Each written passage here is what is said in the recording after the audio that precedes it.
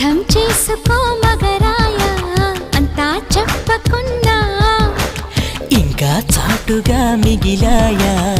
కనులు చెదిరే కాంచనా వివరించే వీలు ఉందా వేధించే వయసు యాతన కలహించే వీలు కోరిందా